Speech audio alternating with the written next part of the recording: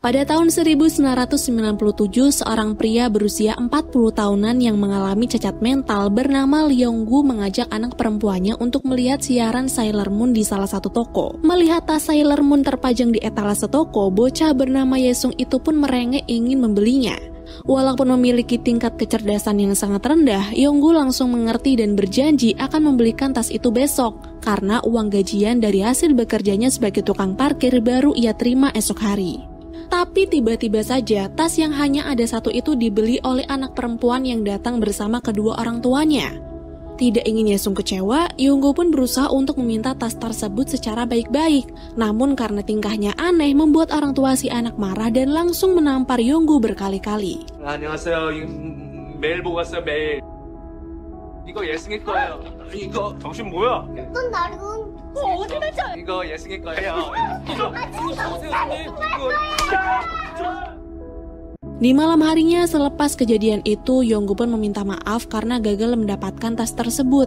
Tapi ia berjanji akan membelikannya agar Yesung bisa memakai tas itu di hari pertamanya sekolah. Yesung sendiri juga mengerti, ia tidak pernah mengeluh sama sekali dan tetap bersyukur dengan keadaannya. 비워주는 봐.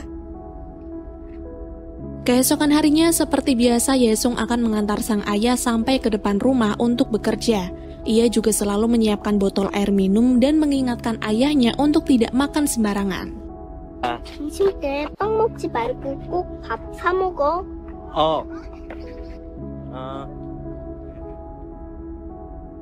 Singkat cerita, ketika Leonggu sedang menikmati makan siangnya sembari menghitung uang gaji, tiba-tiba anak perempuan yang kemarin datang untuk memberitahu kalau toko lain juga menjual tas yang sama. Tidak basa-basi, Leonggu pun mengikuti anak tersebut, tapi disinilah awal petaka itu terjadi. Tiba-tiba saja si anak terpleset hingga tidak sadarkan diri. Leonggu sudah berusaha menolong si anak dengan memberinya pertolongan pertama. Namun karena tingkahnya yang dianggap aneh membuat orang lain yang tidak sengaja lewat menuduh Leonggu telah melakukan pelecehan terhadap anak tersebut. Di saat Leonggu dibawa ke kantor polisi untuk dilakukan penyelidikan, Yesung yang khawatir memutuskan untuk mencari sang ayah yang tidak pulang dari semalam. Hari itu di tengah derasnya hujan, Leonggu dibawa ke TKP untuk melakukan reka ulang adegan.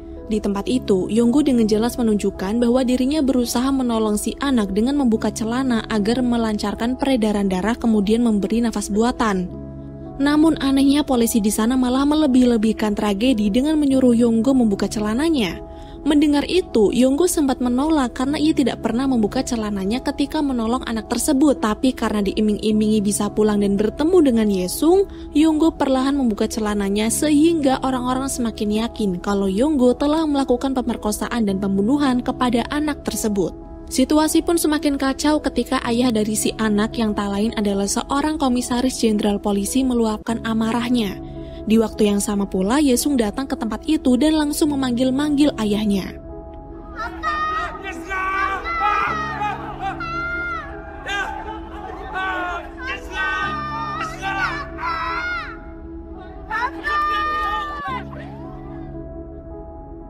Karena kecerdasan yang sangat rendah, Leonggu tentu saja tidak bisa membuat pernyataan yang bisa membela dirinya.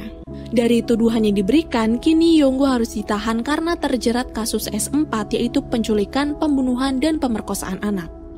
Ketika tiba di penjara, Leonggu dimasukkan ke dalam sel nomor 7 yang merupakan penjara untuk narapidana berbahaya dengan pengamanan yang sangat ketat, bersama dengan narapidana lain yaitu Bongsik, Chunho, Manbom, So yang si ketua, dan kakek So. Menyadari Leonggu menderita cacat mental, si ketua pun mulai penasaran dan menyuruh Chunho untuk membacakan catatan yang dibawa oleh Leonggu.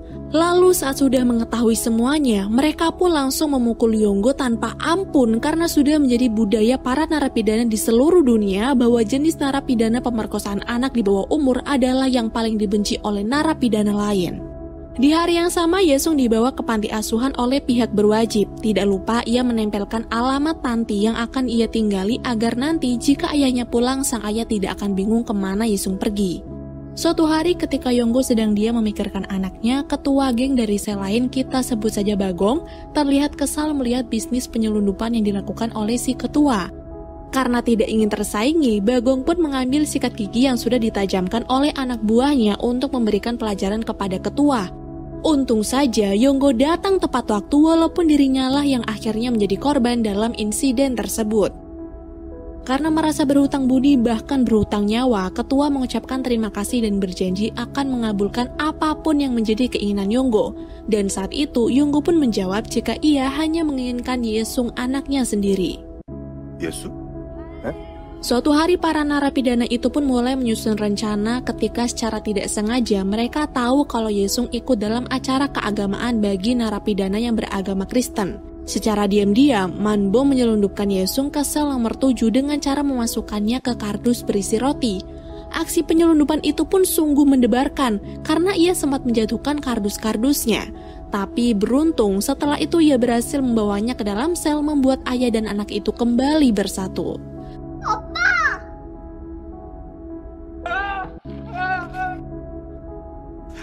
예승이 말랐어. 왜 이렇게 가면? Namun pada saat itu, Bongsik yang panik karena takut ketahuan malah berusaha mengadukannya kepada petugas. Tapi ketika Yesung mendekat dan memohon untuk tidak memberitahukan keberadaannya, Bongsik pun langsung berubah pikiran karena merasa kasihan.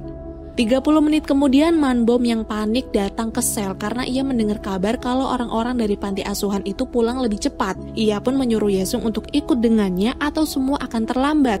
Awalnya Yesung menolak, tapi setelah diiming-imingi akan bertemu dengan sang ayah lagi, akhirnya Yesung pun menurut dan pergi bersama Manbom untuk menyusul rombongan. Tapi sialnya rombongan itu sudah naik bus terlebih dahulu dan pulang ke panti asuhan.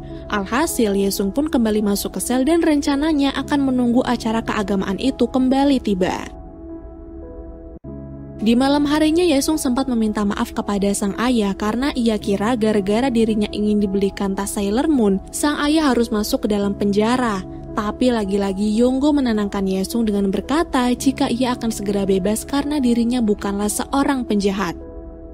Singkatnya hari keagamaan pun tiba. Kali ini ketua yang bertugas untuk membawa Yesung kembali pada rombongannya sedangkan yang lain berusaha mengalihkan perhatian sipir. Tapi ternyata perkiraan mereka salah karena yang datang bukanlah rombongan panti asuhan melainkan para biarawan.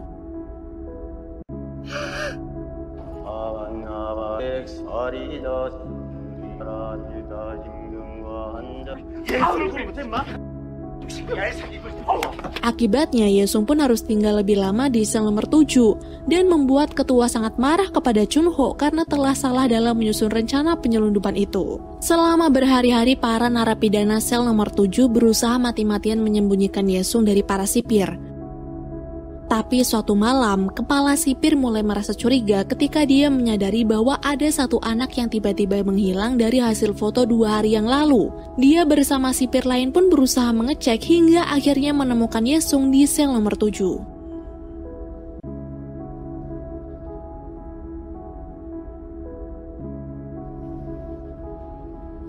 Dari kejadian itu, kepala sipir menyuruh bawahannya untuk mengembalikan Yesung ke panti asuhan dan melakukan pengecekan pada narapidana lain.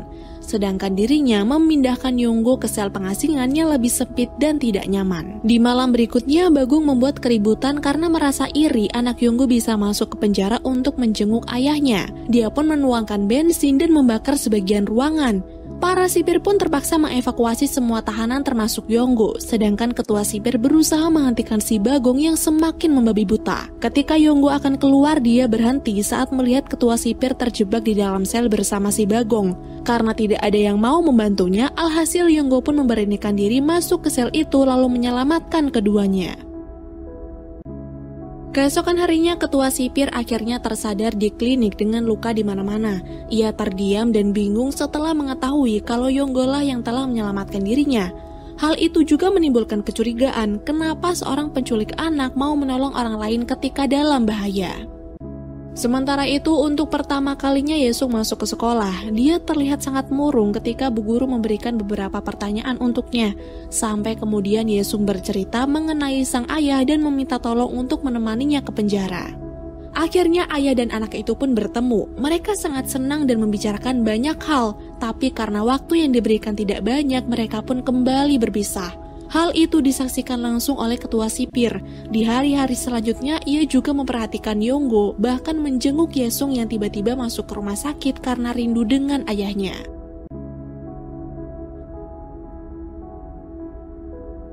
Setelah itu entah apa yang mengubah dirinya karena tiba-tiba ketua sipir memberikan bingkisan khusus untuk sel nomor 7 yang awalnya mereka kira itu adalah kue beras tapi ternyata isinya adalah Yesung. Selain mempertemukan Yonggo dengan anaknya, ketua sipir yang yakin kalau ada kejanggalan pada kasus Yonggo pun pergi ke kantor polisi dan meminta berkas dari kasus tersebut.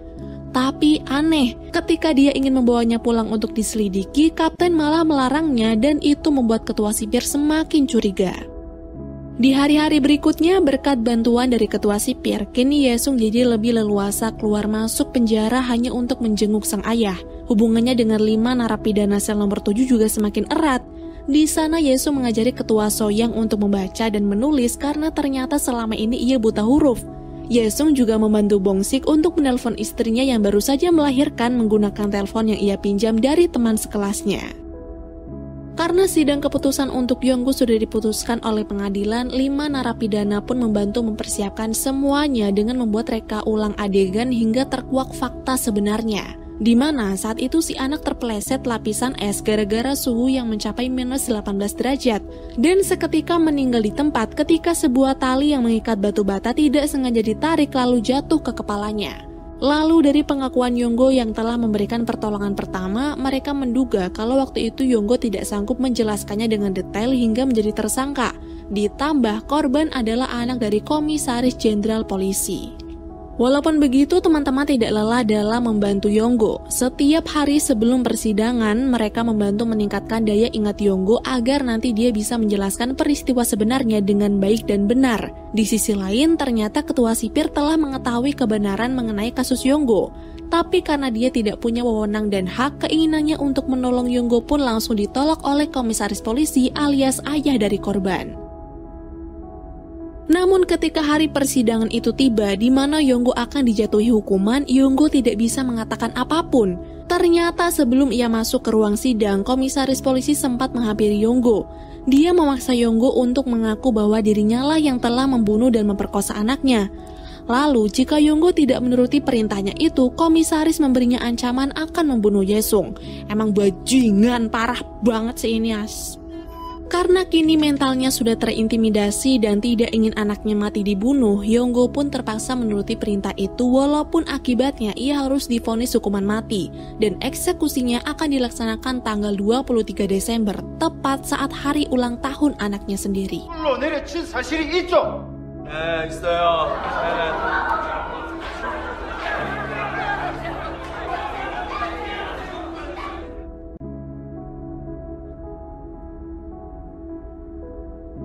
Beberapa hari kemudian, ketua sipir mengajak Yesung untuk tinggal di rumahnya bersama sang istri. Dia memperlakukan Yesung layaknya anak kandung sendiri. Tidak lupa, ia juga membiarkan Yesung untuk menjenguk Yonggo dan mengirimkannya surat agar Yonggo merasa senang sebelum hari kematiannya tiba. Tapi teman-teman penjara yang tidak ingin menyerah pun terus mencari cara untuk membebaskan Yonggo dari penjara. Mereka diam-diam membuat sesuatu yang bisa menolong Yonggo dan meminta bantuan dari para tahanan yang lain untuk mendukung rencana mereka itu. Suatu hari penjara kembali membuat acara untuk menghibur para tahanan. Salah satunya yaitu mengundang anak-anak termasuk Yesung untuk melakukan paduan suara, memberikan persembahan terakhir sebelum Yonggo menerima hukuman matinya. Setelah anak-anak selesai menyanyi, mereka turun panggung untuk menggandeng para tahanan dan sipir.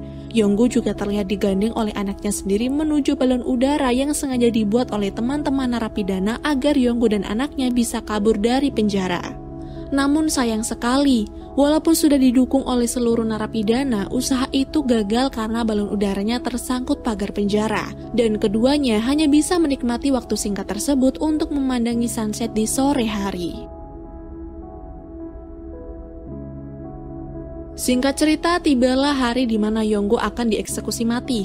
Tapi sebelum itu dia dan 5 narapidana lain merayakan ulang tahun Yesung, memberikan kado istimewa yang dimana salah satunya adalah tas Sailor Moon pemberian dari Yonggo. Suasana pun semakin mengharukan ketika Yesung memberikan ucapan terima kasih karena Yonggo telah menjadi ayah yang baik. Lalu begitupun sebaliknya, Yonggo juga mengucapkan terima kasih karena Yesung sudah membuat Yonggo menjadi ayah yang paling bahagia di dunia ini.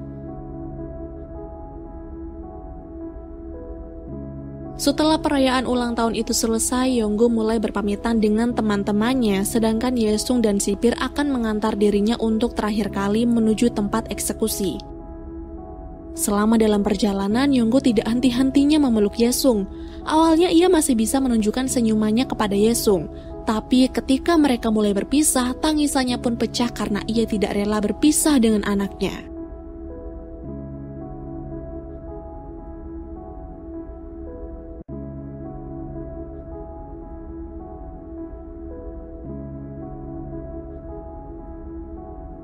Beberapa tahun kemudian, Yesung pun tumbuh menjadi gadis dewasa yang cantik. Karena telah dirawat dengan baik oleh ketua sipir, dirinya pun berhasil bekerja menjadi pengacara.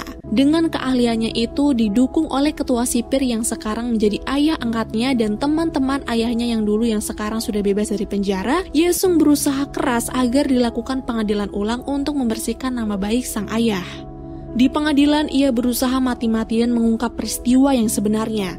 Dan alhasil, berkat kesaksian dari 5 teman Yonggo dan ketua sipir, Yesung pun berhasil memenangkan kasus tersebut. Ia berhasil membuktikan bahwa sang ayah bukanlah seorang pembunuh dan pemerkosa anak walaupun beliau sudah meninggal dunia.